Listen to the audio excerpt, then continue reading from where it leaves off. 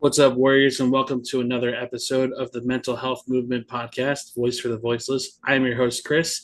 I just want to give a quick shout out to all of my supporters, all my listeners. We have reached country number 31, and that being Brazil. So thank you guys so very much for sharing the word, for spreading the podcast, and sharing them with your friends and family. It means the absolute world to me. Today's special guest, she is a licensed mental health counselor and she is also an author. Please help me welcome Brittany Bennet. Brittany, how you doing? Hi, Chris. I'm well. Thank you so much for having me. Thank you. I'm grateful to have you on. And, as I said before we started recording, always love to see more people reach out to be willing to not only share their story, but also their platform. So grateful to have you on today. Thank you. Of course. So let's start with the name of your book. I wanted to start out with this question because I absolutely love the name of it. I think it's brilliant, and I think it's something so many of us struggle with, and that's being selfless. The title of your book being "Selfish is the New Selfless." Was there a personal turning point in your life that sparked the idea of this book? I wouldn't call it a turning point, Chris, but I will tell you, growing up, I was pretty independent, and I had someone in my life that would often say, "You have to do what's best for you. You have to do what makes you feel comfortable." And just growing up, and whether it's through childhood, adulthood, career, friends, or family throughout time, I've always found that I naturally look for who makes me feel comfortable, who makes me feel supported, who challenges me when I need to be challenged. And all in all, I also find that if I choose to reciprocate that, or I want to have a relationship with someone, I want to ensure that I can put my best foot forward. And all of that gathered collectively, since I've been a maybe late teens, early 20s, I've been collectively coming up with what I want to make a part of the book. I always knew I'd write a book.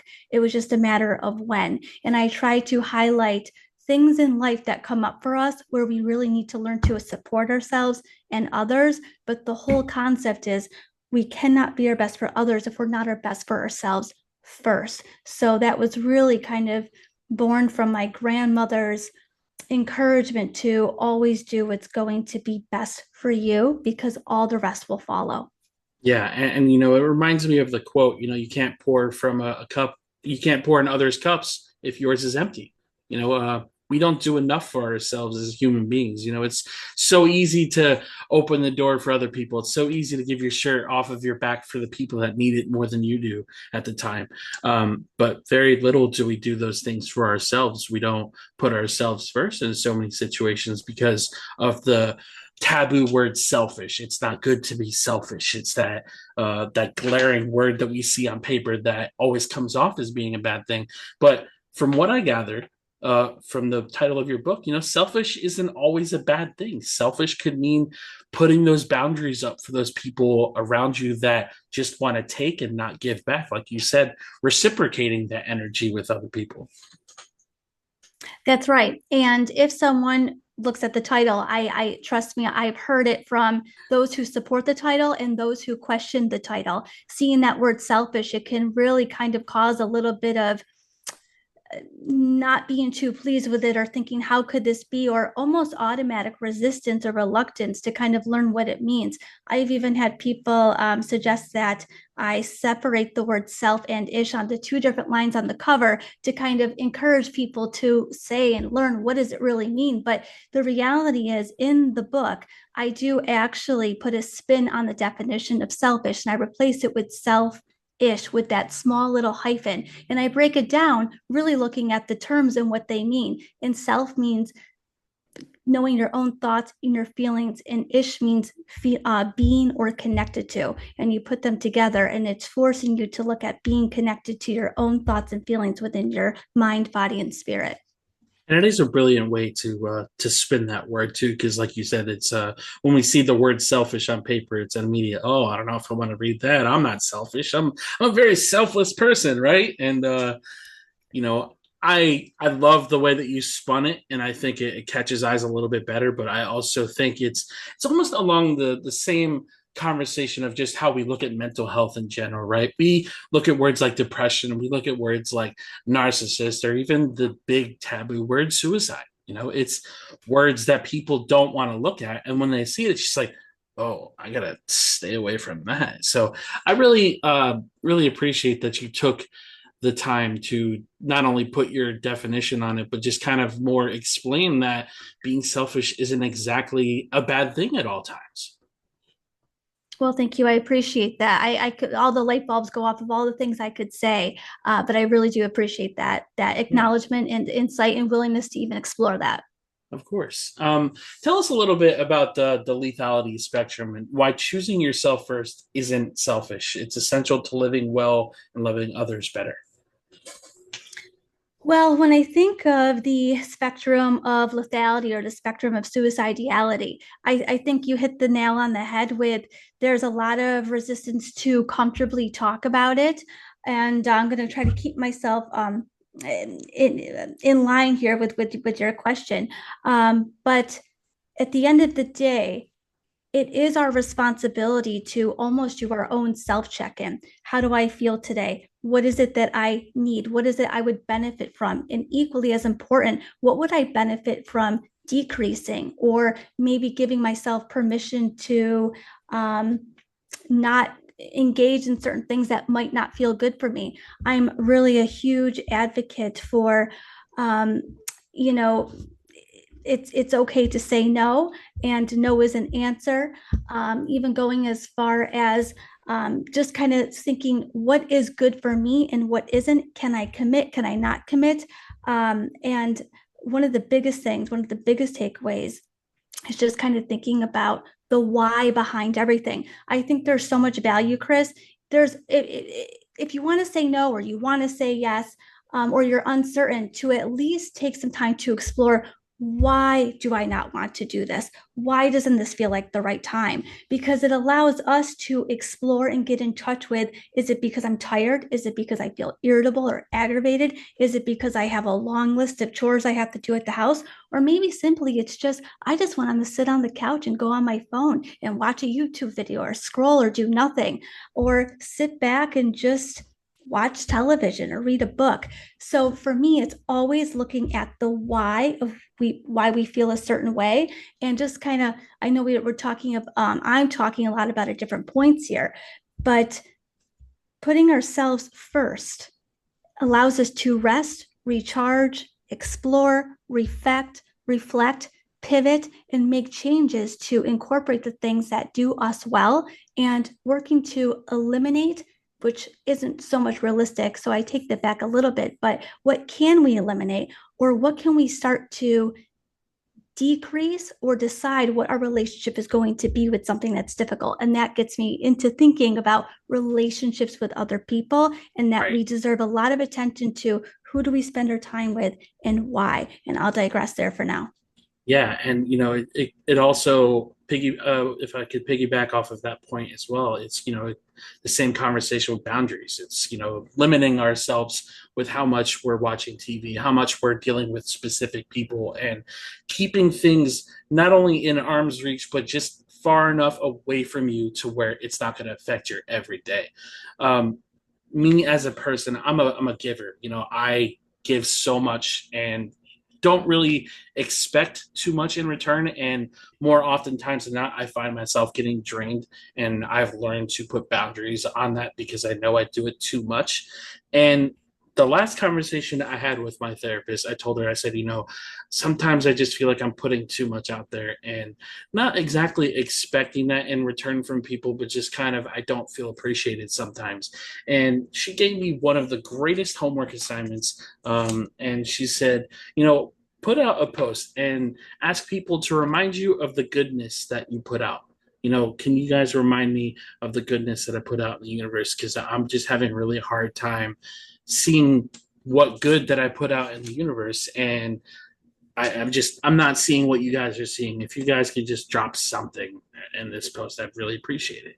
And that's my why. It's reminding myself why I'm doing this still, reminding myself why I keep showing up for myself. And that can sometimes be selfish, and that's okay. It's not only putting it putting those boundaries around those people and things that are affecting you, but also reminding yourself and yourself that it's okay to put yourself first before others. Absolutely. I mean, you referred to the cup analogy, and then there's also that very much, I could almost say, well known example. If you've ever been on an airplane before, those oxygen masks were to drop for any reason, you must put yours on first before someone else. Absolutely, yeah, and I think that's such a great analogy too, because the parents that listen to the podcast, I'm sure, would probably put their children's masks on before themselves, and again, it's okay to put yours on first to make sure that you're going to make it out with them too, to wake up with them That's tomorrow right. and be safe. Have you ever struggled with guilt around self care, and how did you learn to reframe it? It's a very insightful question. And it's interesting. When I was preparing for today, I had a point that if I had the opportunity to, I wanted to bring it up. It might be a little early for it, but I will tie it into not feeling guilty with self care.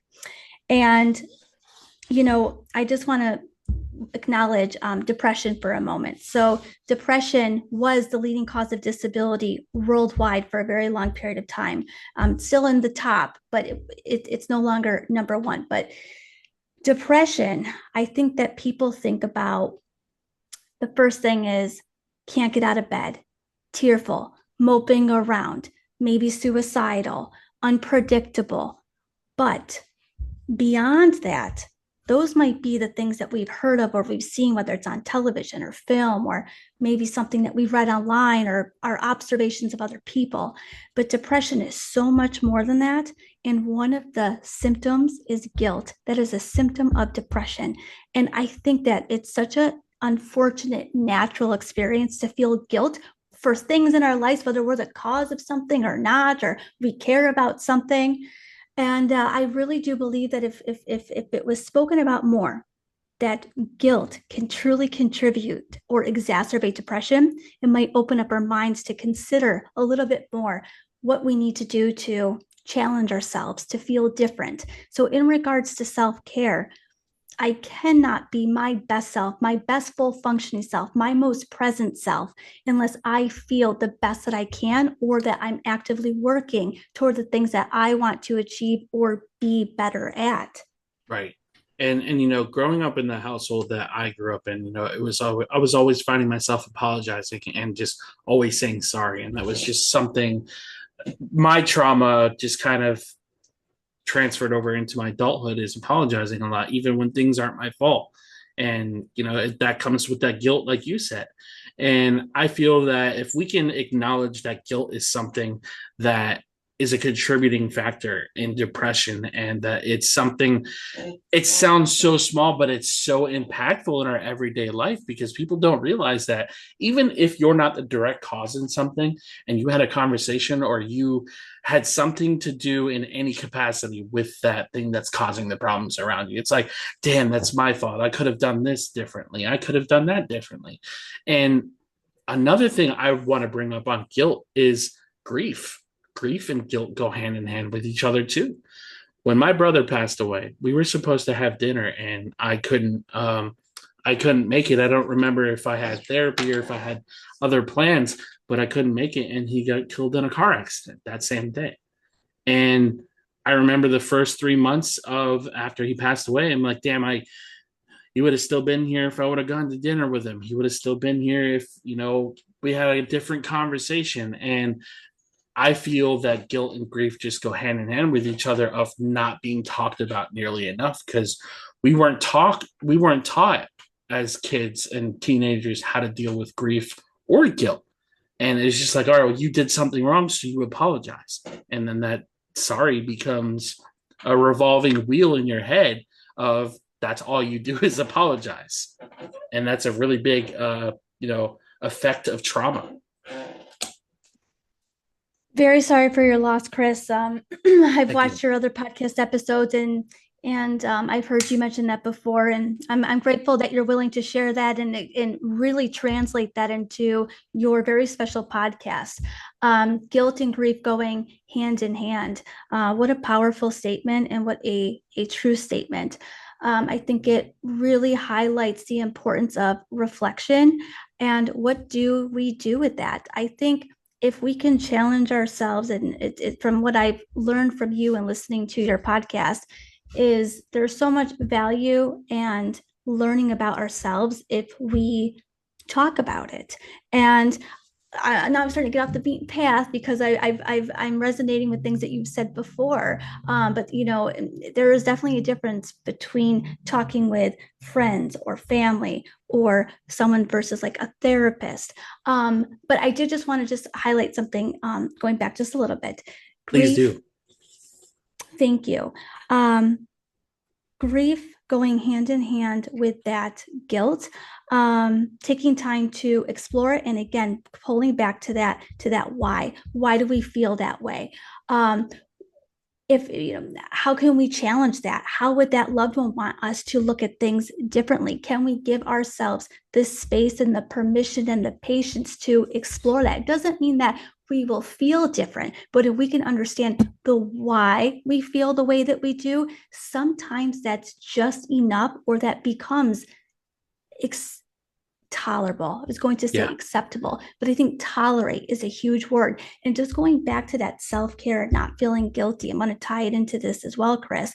Self-care is beyond, even though it's helpful, it's beyond space to ourselves. It's beyond listening to music. It's beyond um, how am I going to spend my time now, or taking a hot shower, or some type of physical stimulation. Self care is also about taking an inventory again. What is it that we enjoy? What is it that brings us peace? What is it that brings us calm? What is it that brings us patience and breathing room? And that goes down to, if our phone goes off and it's someone calling and I don't feel like talking to them, or someone doesn't feel like it, that it's okay to not answer it if that's what we need. It is a choice to choose to send a text message. I'm not available. I can call you another time. Or if you don't want to respond to that text message, or if someone says, hey, can you talk? I'm not available right now. But there's so many other examples I can think of that I could give. But I think the takeaway is self-care, and not feeling guilty about it, is taking that time to reset, reflect, explore, and giving ourselves the space to recover. Yeah. Yeah. And the greatest advice that I was ever given by my therapist, and I use it at the end of every podcast, and I use it in every conversation helping a friend, and that's be gentle with yourself. Give yourself grace. It takes so much energy to be sad, and it drains you. And I experience it so often that you forget to remind yourself, I'm doing the best that I can. It's progress, not perfection. It's taking those baby steps, having that conversation, like you mentioned. And, I always try to make it a point to take time off of work and, just decompressing and just unplugging from everything, and putting my phone on vibrate, and just putting on a game, or going out and watching the sunset. And, like you said, finding the things that make you happy and give you peace. When I'm always given the opportunity to unplug, I will take it without hesitation, because when it comes to the workplace, and a lot of people, I think they know it and just don't really comprehend it, is we are replaceable as people. If we were to quit our job, or if heaven forbid something were to happen tomorrow to us and we don't wake up, we will be replaced within a week, sometimes even shorter than that. And that's not morbid. That's reality. And sometimes being real and being as raw as possible in this space and these kind of conversations, it's necessary to be honest. Absolutely agree. And I really thank you for taking the time to share that. Of course. Um, so what is selfish? I'm going to say it like that. What does selfish look like in your own life today? What does that look like for you? There are things that bring me a lot of peace and calm. I like a lot of quiet. I don't like a lot of loud noises. Now that's changed as the years have gone on.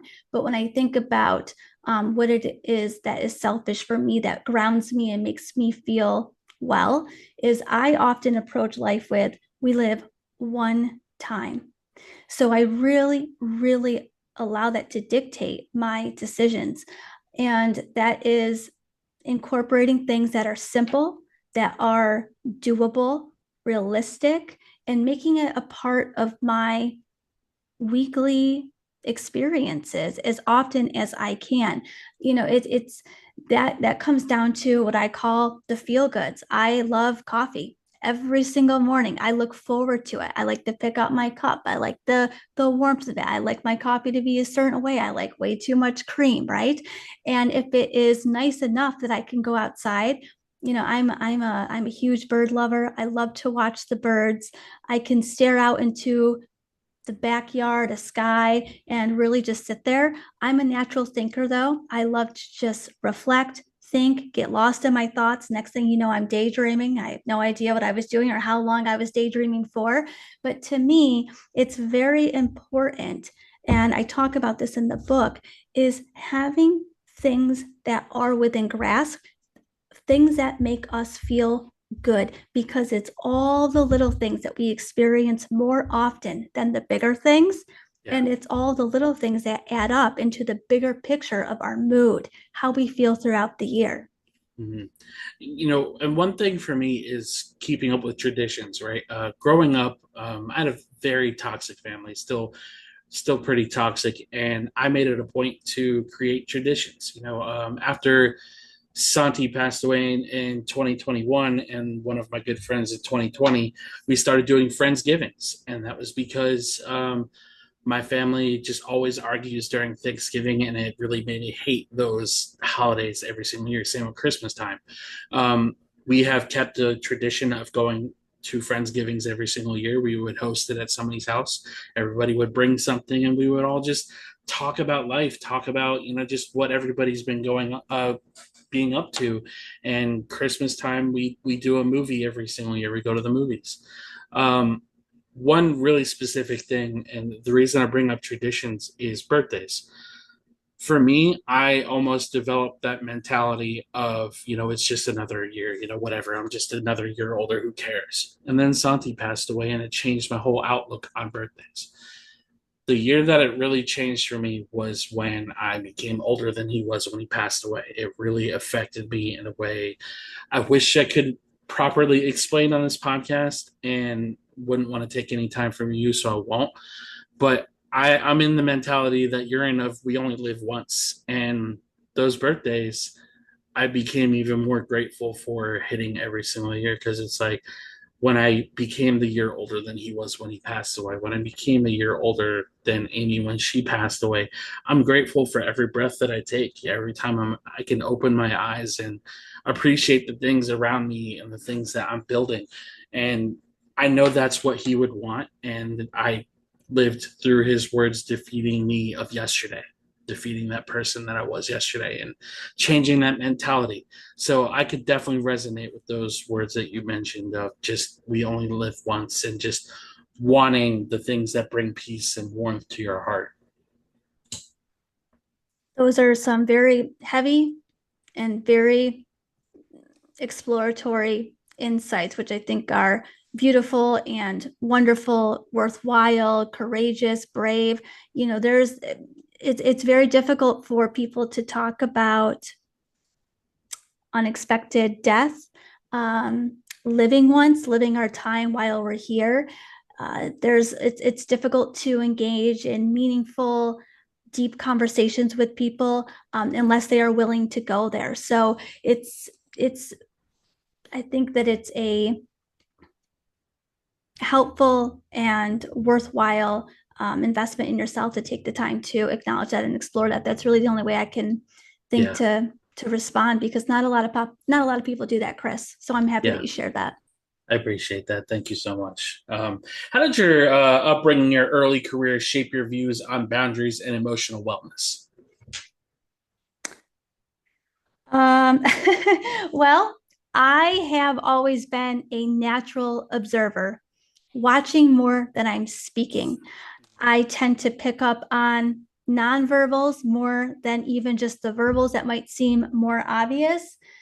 And I truly value working to understand where someone's coming from, even if I don't get it or even if I don't agree.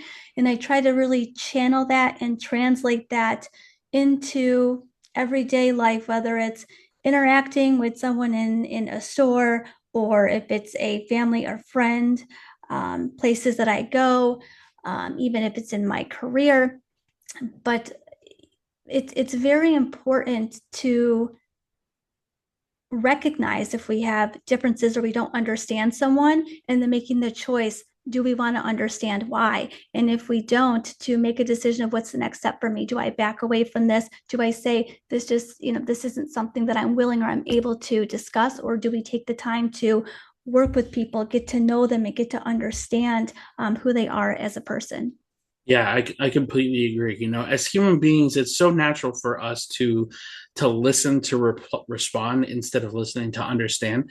And for me, I know when I was maybe early 20s, teenage years, that's probably what I did, is just listen to reply and didn't want to hear anybody's perspective. And as I got older and I went through what I went through, you learn to listen, you learn to understand where people are coming from. And I think the world would be in such a healthier place if people would just listen and not offer unsolicited advice. It's going back to the conversation of suicide. It's so many people struggle with, the conversation or just the idea that somebody would want to take their life. And, speaking from my experience and the attempts that I had, all I ever wanted was somebody to listen. All I ever wanted was to be seen as anybody else would see somebody walking on the road or walking in the store, and acknowledged what I was going through. Um, and I feel it's so important to sometimes just not say anything. And I love that you said that you're a natural observer. I think it's so rare in today's age to hear that from somebody because, like I said, people want to respond, people want to offer advice and tell people how differently they should do something, and not understand that sometimes just listening and just observing and watching body language is the best way to go in healthy relationships, whether it's a family, friend, or even a client. I agree. I think that's very well said and really great insight. Thank you. As a licensed counselor, what patterns do you see in clients who struggle with people pleasing or burnout?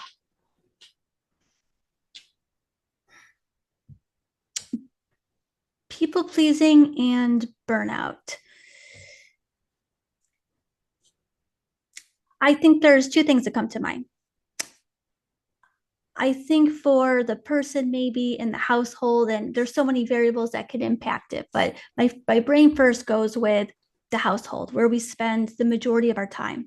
Do we live alone, or do we live with a partner or children or other family members? And what are the inherited expectations or the pressure of needing to fulfill what the expectations are of, whether it's laundry, cleaning, dinner, scheduling, etc. Maybe for the female gender role that comes up, that might be an expectation.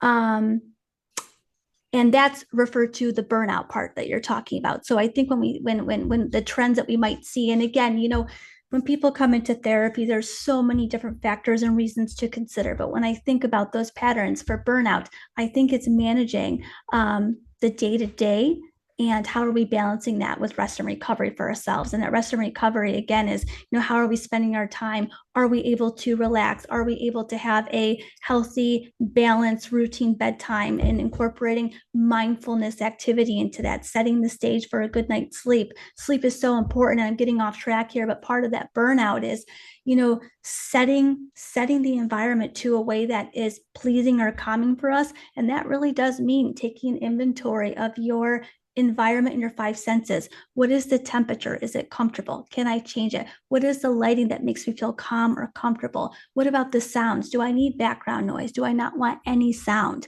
But balancing the day-to-day activities, then you might have work, or you might have interpersonal conflicts. You may have things on your mind that are bothersome, troublesome, or concerning or stressful for you. Now, when I think about people pleasing, I can't help but just be honest that the pattern that I see when it comes to males in particular is I don't think it's necessarily I need to please this person.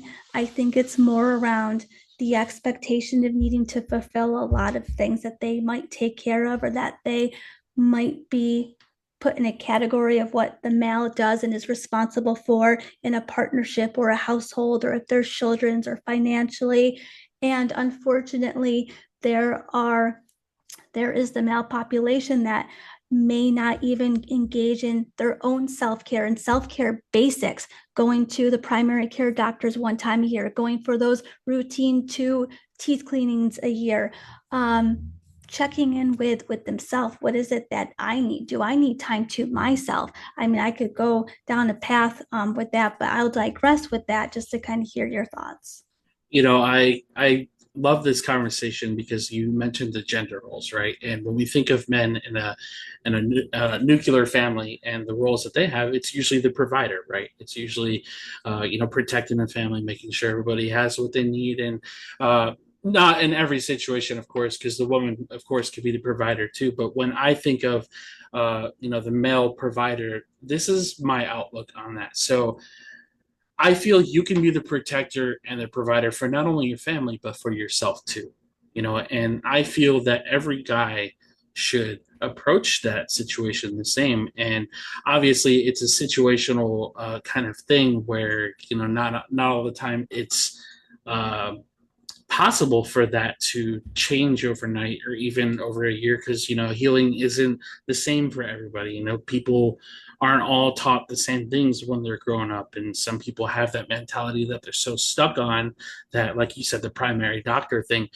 And I could speak to this for both of those 2 points. I grew up with a father who hates the doctors. He hates the dentist. He hates taking care of himself. He lacks all of the emotional and just provider side of being a parent. And that was something I struggled with in my early 20s, was not going to the doctor, was not going to the dentist. I was taking care of myself in terms of brush your teeth every night, brush your teeth after a meal kind of thing, but I didn't go to the dentist.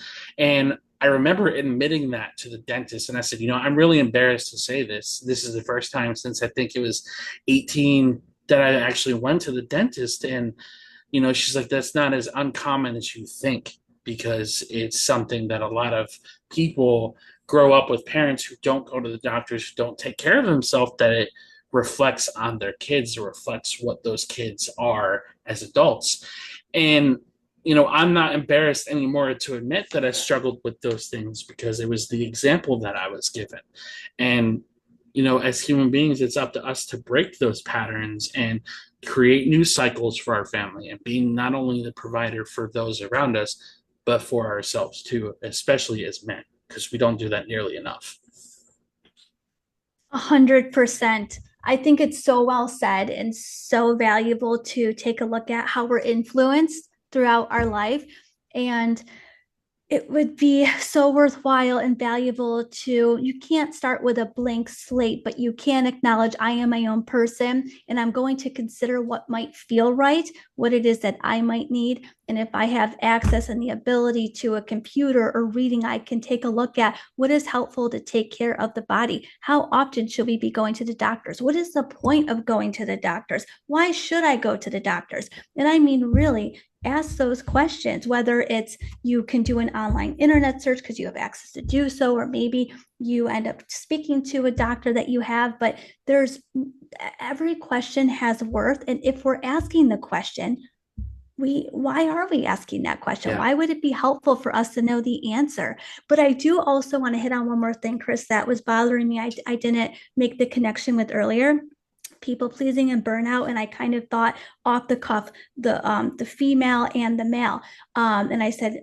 male for people pleasing, and burnout maybe for women. But I got to tell you, bringing back that full circle of the provider, the one being the trustee, if you will, the one that might be doing all of these endless list of providing, talk about burnout. And I really wanted to highlight This is observation from over 15 years of seeing clients, whether it was for one time or for 4 years straight. I got to tell you, it is not uncommon for the male to show up in your office only when they're at the burnout. Yeah, yeah. And for me, that's absolutely when I started therapy myself. Was when I hit the lowest of the low. It was after my second attempt. Um, I spent the first two sessions crying my eyes out. Didn't say a word, just cried. And after that, after the two sessions, and I got it all out. I remember our very last session before we moved back down here to Florida. She said, the very first day that I met you, I couldn't see your face because it's just I was a mess. And I remember I had my whole beard shaved off, my head was shaved, I was all clean cut. And she's like, now I can see you, and you've put in so much work, and I'm proud of you. Um, I almost gave up, and this is where I wanted to piggyback off of your why, not off of your why, off of the asking questions point that you said. When I came back down here to Florida, I knew I needed to get back in therapy. I wanted to stay on a routine and just make sure that I'm checking in with myself, showing up for myself, right? Had a really bad experience with a therapist. Had two sessions where she didn't write anything down. She didn't, just wasn't really listening to anything I was going through. Her first response was she wanted me to take antidepressants. And I told her, I said, I don't want medication. Like, I just want somebody to listen and just help guide me in what direction that I need to start taking better care of myself. Her response just completely ignores everything else that I said. Her response was, well, you would take medicine if you had high blood pressure, wouldn't you? Well, of course, it's for your health. Well, antidepressants for your health too. And it really turned me off of therapy for a couple months. And we had a NAMI representative come to my current job. And I waited until everybody cleared the room, and I asked him, and said, hey, man, I had a really bad experience with a therapist, but I know I need to go back. What do I do? And he told me exactly what you just said. Ask questions. That changed my whole life. I'm like, what do you mean ask questions? Like, I can ask a therapist questions before I start with them? He's like, absolutely. He's like, ask questions and see what they cover, see what kind of topics they specialize in, and it could Exactly. give you the proper match. And I've been with my therapist for 5 years now, and it's been the most life-changing thing for me because I found that person for asking questions. And I love that you said Oh, I love that you said that, Chris. Just a that. couple things I want to really talk about here for a moment. So, I'm a therapist. I have a private practice. I do a lot of different things within my private practice, but the primary thing that I've been doing for the last several years is consultant work. And that's consultant work for helping those develop private practice. They want to work for themselves, they want to bring in the clientele at their own time when their availability is there. And I got to tell you, I actually teach a class on it, modern client engagement, and it talks about, for lack of a better word, marketing and who it is that you're trying to bring into your office. So there's a lot of websites that one can use to try to find the therapist that they might be looking for. Digitally speaking, we're in a time where if we have access to internet, information's at our fingertips. But if you go on a popular website to try to find information on a therapist, you'll usually see their picture, a little bit of information about themselves, maybe the type of therapeutic approaches that they use, right? But one of the things that I see far too common that I'm continuing to encourage, especially in the class that I teach, is most times we're singing, I treat depression, anxiety, bipolar. I treat issues related to uh, what was I thinking? I'm losing my train of thought. My apology. It's okay. They're identifying the diagnoses that they treat. And back to what I Mm-hmm. said earlier, depression is one of the leading cause of disabilities worldwide. So when the person shows up to your office, you can bet that they're going to have, if not a diagnosis of depression or anxiety, two of the most very common diagnoses, they're going to have traits or symptoms of it. So let's go beyond depression or anxiety, and really identify who is it that you thrive working with. And I like to be very quote unquote selfish about it.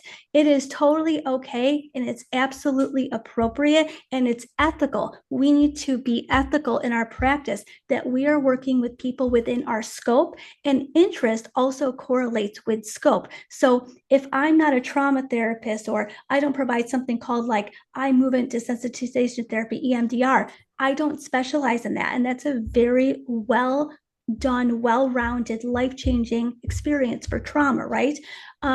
It's very important to know what you thrive with and what you don't, what you specialize in and what you don't.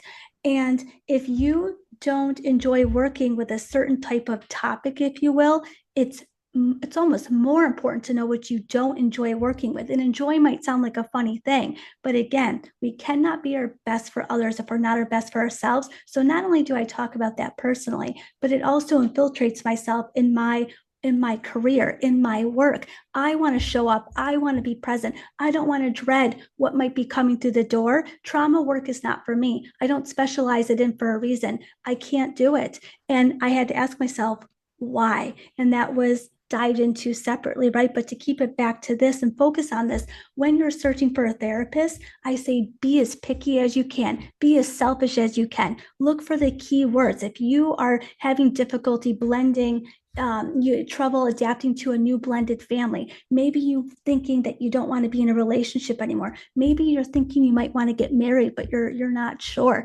maybe you want to limit your contact with a family member but you don't know how.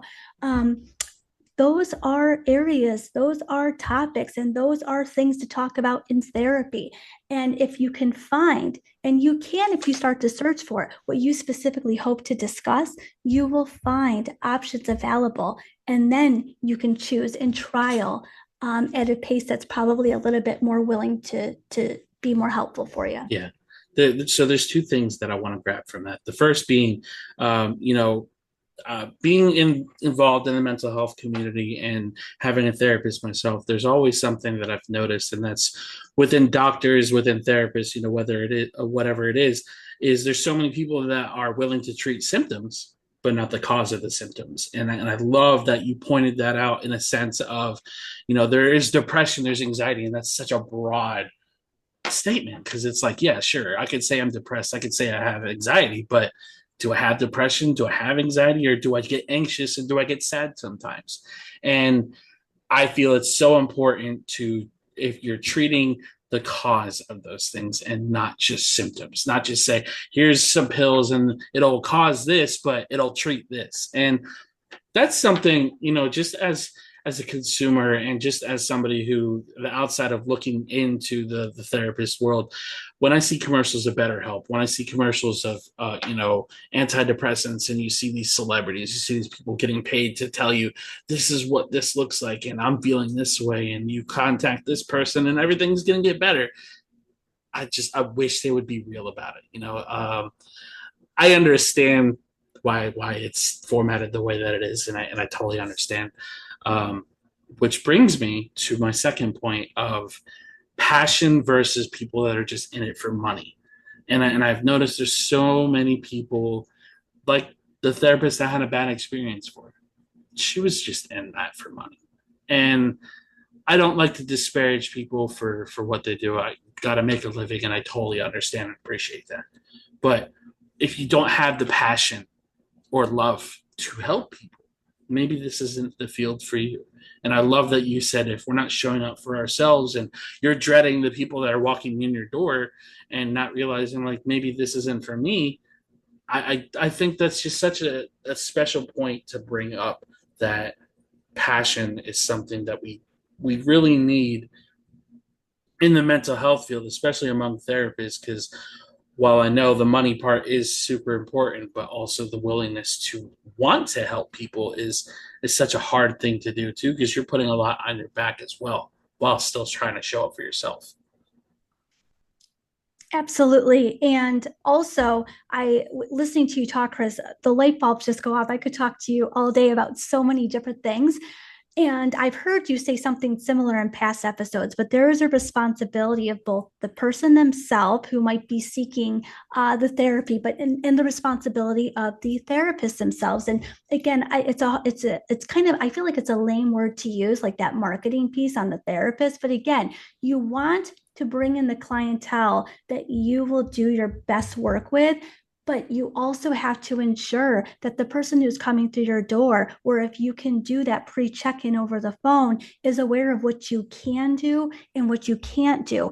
Because it's also very, very common, Chris, to see a therapist for the first time and their credentials vary every state. I'm a licensed mental health counselor in New York State. It's called a professional counselor in another state. There's social workers. There's different types of social work degrees. There's psychiatrists. There's psychiatric nurse practitioners. Some psychiatrists do a little bit of therapy work, but their primary focus is working with the patient to address physical, mental health, sift which one's which, maybe consultation for medication if that's something that they're seeking. But the point is, there's a responsibility of ensuring that your client is aware of what you can do, what you can't do, who they're working with, and the client to, not even that you have to feel comfortable, because you might not, but remember, this is your time and it does cost to go see and seek a service. So use it to your advantage. Hey, do you do this? This is what I do know about therapy. I know nothing about therapy, but these are some of the questions or concerns that I have.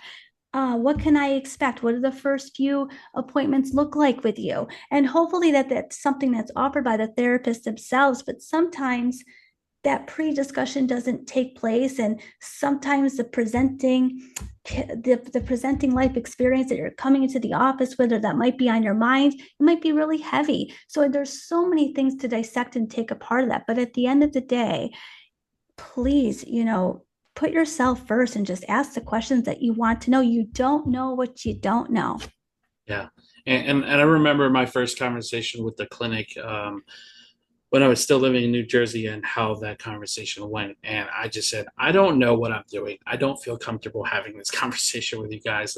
I know I need help and I don't know how to go about that help.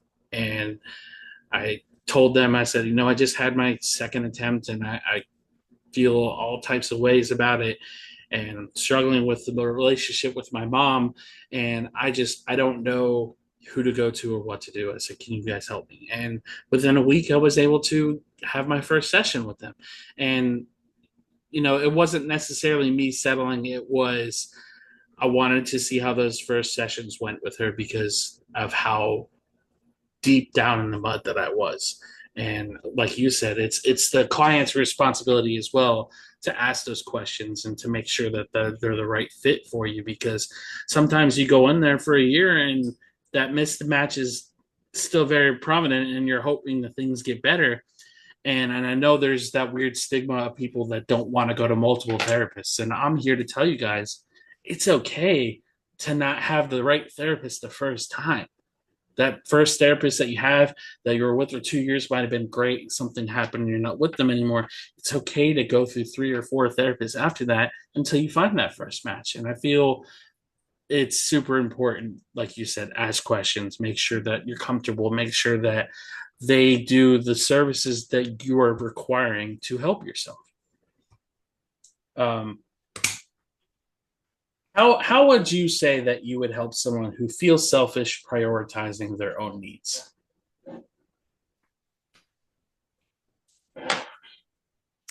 To ask yourself, how is your mood when you don't? And how is your mood and how is balancing of life when you do? And again, being selfish will be defined, to each their own. What is that for you? What is that for me? It's going to be different for everyone.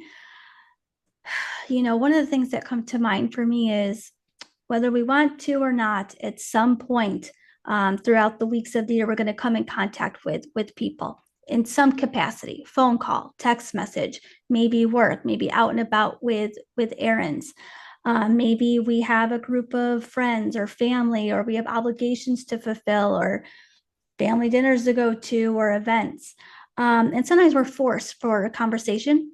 And I bring this up because the it is the most thing that we do is interaction, communication. Even if we suck at communication, maybe someone thinks, oh, I suck at communicating, right? But at the end of the day, you're still communicating, right? We do it the most. And it is very important to consider, who do you feel good around? Who makes you feel at peace? Who makes you feel comfortable? Who makes you laugh? Who absolutely doesn't? Who do you dread seeing? And always asking yourself that why. And I also wanted to highlight support. I think it's both a clinical term in the field, and it's also a term that we throw around, loosely and casually as well. Do you have supports?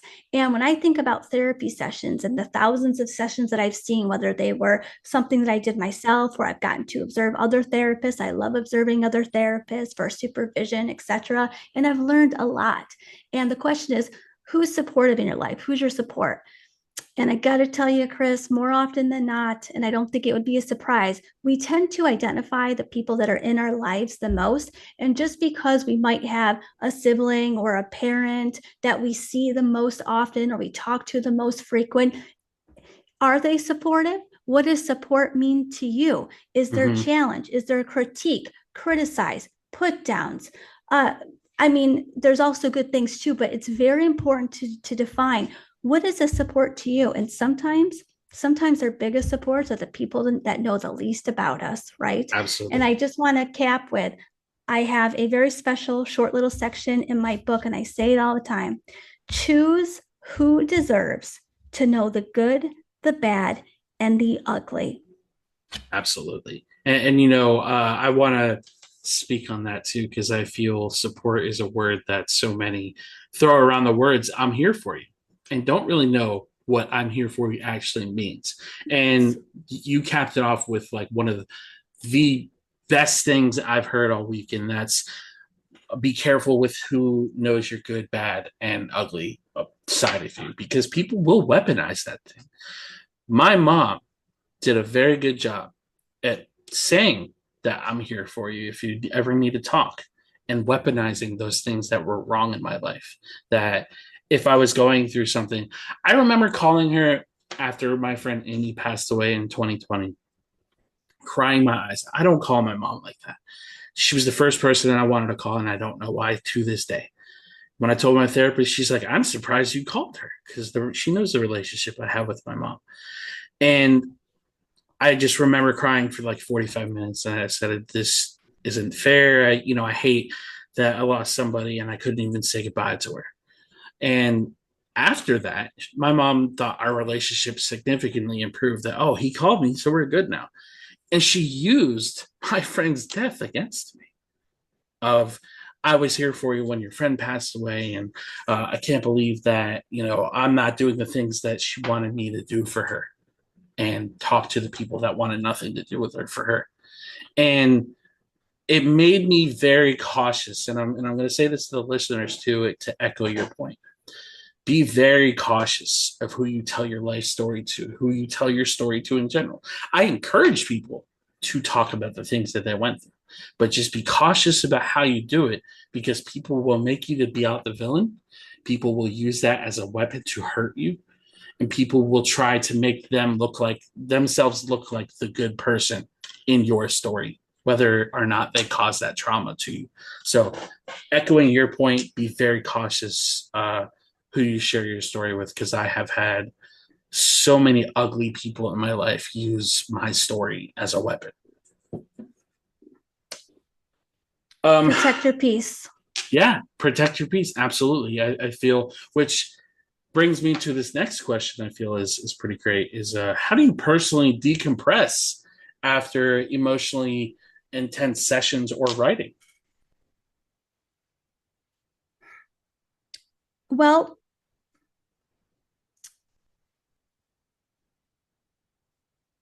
to each their own. It can change depending on what comes up.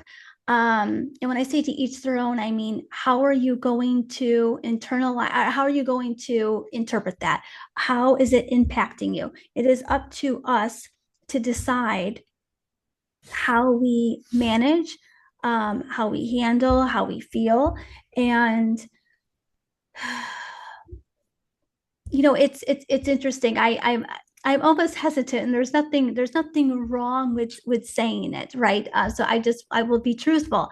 It is common practice that when you are in the field of therapy, you are a therapist, that you have supervision behind the scenes. And it's not talking about the details of what's going on in someone's session because there's confidentiality. It's how do you feel? How have you been affected?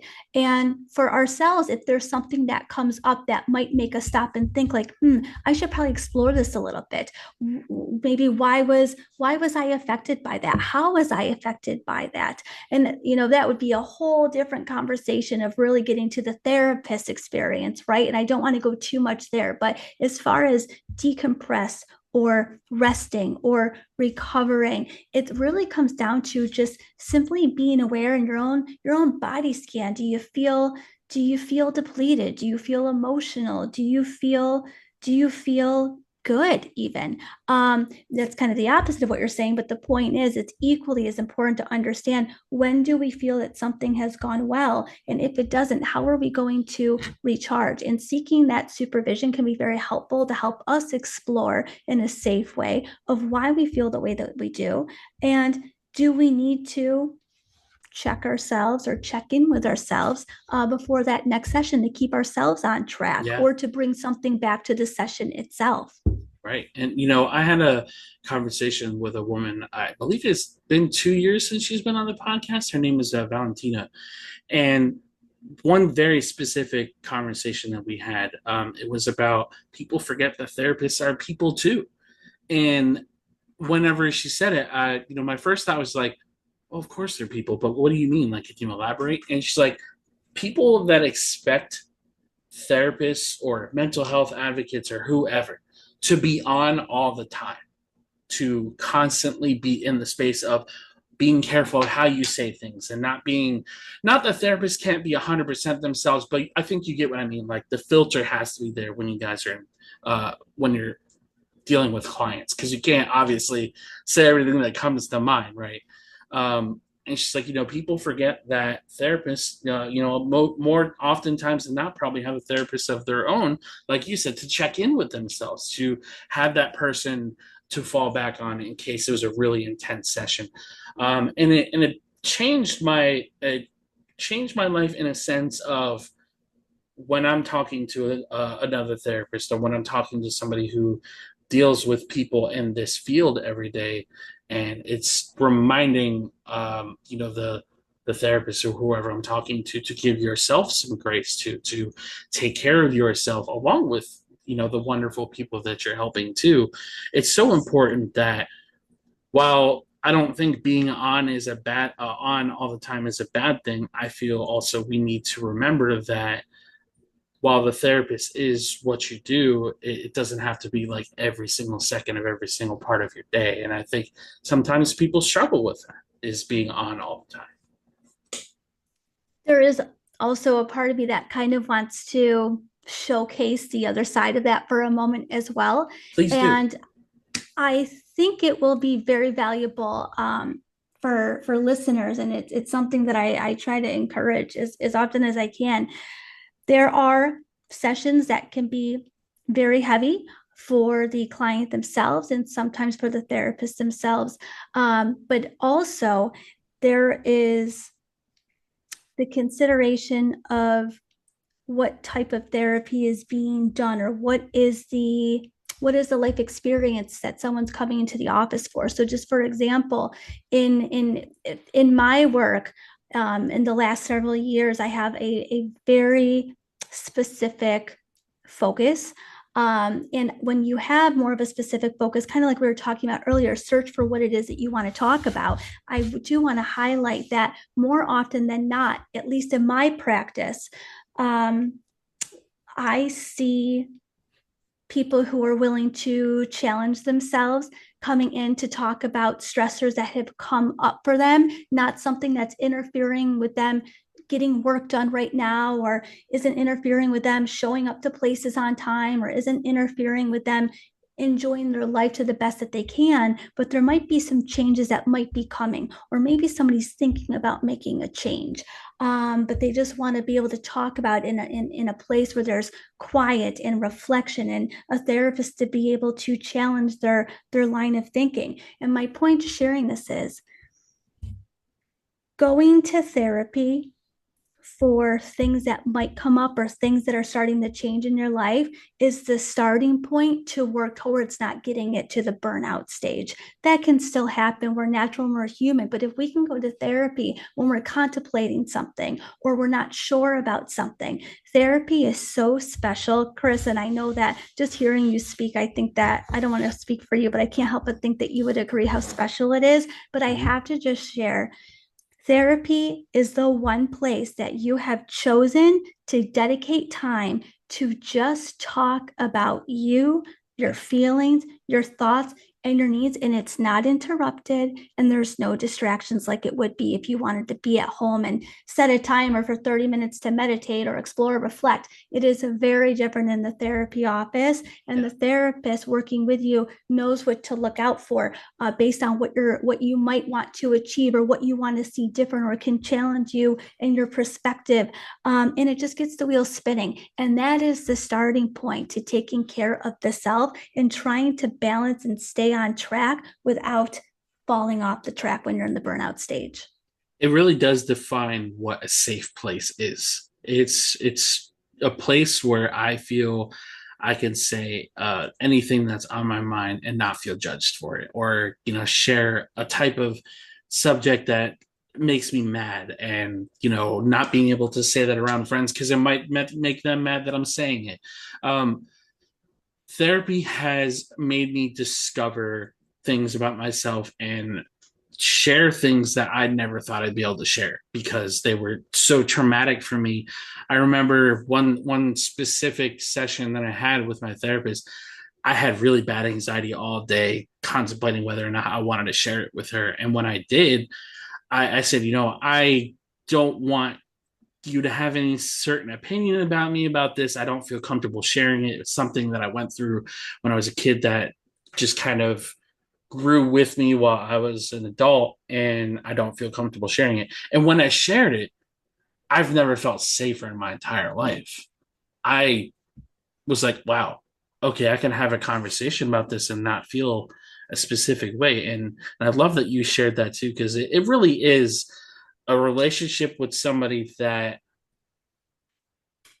you can't possibly put into enough words without saying enough good things. It really defines what a safe place is for somebody to feel non-judged, to feel like they could be 100% themselves, and not only have somebody to listen to, but also like, instead of thinking about it this way, let's explore what thinking about it this way means. And my therapist, Jess, I can't say enough good things about her. I will always forever shout her out because she has changed my life for the better. And she has done things for me to peel back a lot of the curtains that I kept closed on purpose because I didn't want to see those things about me that either I wasn't comfortable sharing, or things that just I didn't want to see again. And I can't say enough good things about therapy. But what I will say, and I will always say this to my listeners and just to anybody listening, therapy is not for everybody. It's something that takes a lot of work. It's something that you could be in for a couple of years or a couple of weeks, depending on the kind of person that you are. It's something that you got to constantly work every single day to make sure that you're 100% yourself and can be everything that life intended you to be. So, like I said, therapy is not for everybody, but I can't say enough good things about therapy. Well, that is so helpful and insightful, and you really are tremendous for acknowledging it out loud and sharing what you do, Chris. I mean, again, people don't know until they know, so it Exactly. really does a lot of goodness. Thank you.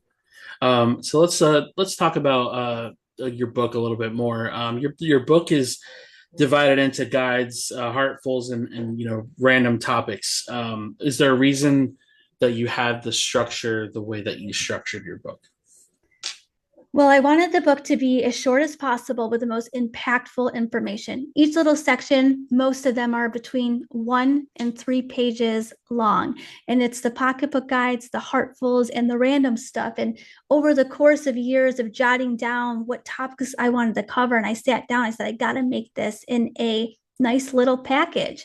The pocketbook guides are all about communication. How do we communicate? How do we want to communicate? What are we in control of? What can we dictate? What we want more of and less of? And how do we do that? And it's really setting boundaries, but I don't think I use the word boundaries because I want it to feel natural and organic. I try to get away from the clinical jargon and just kind of speak to the reality and the analogies of everyday life. And then those heartfuls are really special. They focus on how to support loved ones who might be experiencing a mental health condition and how we can be a support to them and to ourselves, caregiver, burnout, our own struggles with understanding, especially if we have someone in our life who doesn't want us involved, and how to navigate that. It can be really helpful. And then the random stuff, called it what it was. It's the most random area. It's the most random topics you could possibly think of, from college versus no college, how to identify strengths before going into an interview, the importance and value of having a bucket list and what that means. It doesn't have to be traveling across the world. It can be going to a museum, how much value there is in having things that are accessible and things that we have dreams to do. I love it. Is there a specific chapter or passage that you feel most emotionally connected to? Oh, the one that I feel the most connected to is communicating with purpose. I believe it's pocketbook guide number one. Communicating with purpose. What is the intent of what I'm saying? How do I want my words to land? Thinking before I'm speaking, before I send that text message, rereading it. And if I think it might sound harsh or not worded the way I want it to, that I can revisit it. Communicating with purpose of, if someone asks me to do something and I don't feel like it, I used to type out, I can't because, and then think of which excuse I was going to get. And then I said, no, thank you, but thank you for thinking of me. No, thank you, maybe next time, or I really appreciate that, but I'm actually not interested in that. LOL. You know what I mean? But being human, it's okay. Thanks, but no thanks. I'm unable to commit to that right now. We don't have to give a reason, but the communication with purpose is just being comfortable with our communication, how our words land. One of the things that you said, beginning talking about your book, was you got away from the clinical talk and spoke reality into your book. One of my favorite sayings is, "If you're not raw, you're not real." And I feel that while the clinical talk is great and beneficial, I feel sometimes that if you're going to plug it into a book or a guide for others, it does resonate with people a lot more. Because when I first started this podcast, I had no clear direction for it. I just wanted to pull random topics of mental health and speak to my experience and just what it means to me, definition, et cetera, et cetera. And then when I got my first guest on, I'm like, I think I got something here. I want to hear people's stories. I want to hear what people really feel about the things that they're doing and their platform, like yourself. And I love that you didn't shy away from being real about specific things, like communicating with purpose. I think is so powerful in a note of its own, because you know we're so quick to find excuses. It's like, oh, well, I can't because, and I catch myself doing that a lot. And I've gotten away from it too.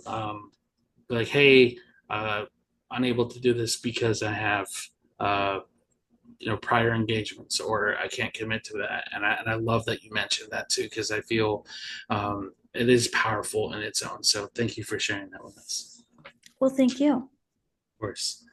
Um, What advice would you have for someone who feels stuck between being nice and being authentic? Be nice and authentic. I I value humor. I think it can be helpful and encouraging to say, I hear what you're saying. Um, I don't resonate with that, or I don't get that. Can you tell me what you mean? Or um, that's such a tough question. And I feel like thinking about it, I actually forgot what the original question was. I got It's off okay. track. What advice would you have for someone who feels stuck between being nice and being authentic?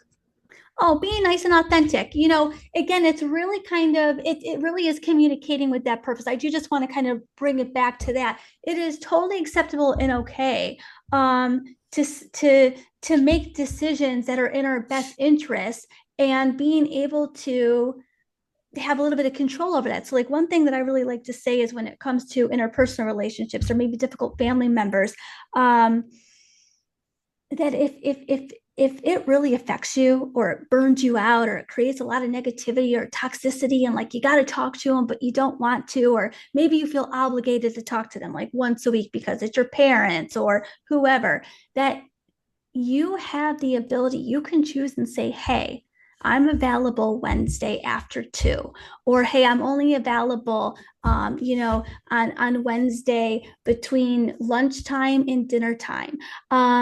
When you give someone options of when you are available, they hopefully will respect and abide by that. And if they don't, it's also your choice to decide to pick up anyway or leave it where it's at. And it is setting that boundary, if you will, that clinical term, when you take a little bit of control, but you're doing it to benefit the greater good of your own self. Again, to feel your best, to not get burnt out, to not be caught up in all the negative. I can't believe they called me after 5 o'clock, and you answer it. It's a choice, and you can choose not to do that as well. So, about being nice and authentic, I think the communication piece of this is, I said I was available during these times. Is there a reason why you didn't respect that? Or is there a reason why you did not do that? To each their own with your words. I look at it as respect, but Yeah. that might not be a term that people are comfortable using. Yeah. Off the cuff question. Do you have a favorite comedian? Yeah. Oh my gosh. I love Sebastian Maniscalco. Okay. Okay. Does he do Wait, do you know who stand he up? is? Oh No. yeah. Oh, Chris, you've got to you got just Google Sebastian Maniscalco. I know it's a long last name. I can send it to you afterwards, but you just type in Sebastian M, he'll come up. Look up the when the doorbell rings today versus when it rang 15 years ago. It's amazing. He's my Okay. favorite. Awesome. I love it. Um, what's one thing you wish everyone understood about the power of selfishness? Selfishness. Selfishness. The power of selfishness. Only you can define it. Love it. Love it. So before we get to the quote to close out the podcast, Mhm. where can all of our listeners find you? 2 places. I have an Instagram, Britthannahb. Hannah's my middle name, Britthannahb. And then I'm also on TikTok at New York State, NYSLMHC. And then my newest place is this app called Bennet. And Bennet is my place where I provide consultations for questions if someone needs some guidance. Hey, how can I find a therapist? What do I look up? I need to find a therapist for my family member. I don't even know where to begin. It's all just consultation pointing you in the right direction. So Bennet is used for consult work, and then my social media apps are used for inspiration. I like to throw polls out there, get some information, what people want to learn. And thank you for asking me that. Perfect. So before I read my quote, do you have any words that you wanted to share with the listeners? Um,